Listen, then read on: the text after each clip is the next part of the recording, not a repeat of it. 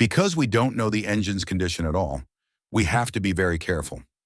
First, we removed all 8 spark plugs, then we added a small amount of oil into each cylinder.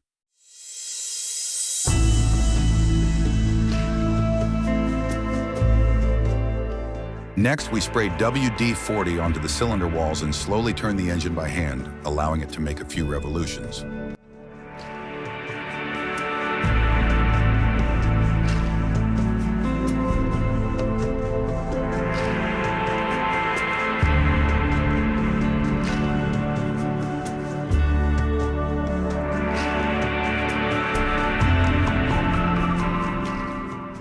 The engine may have been sitting for 20 years.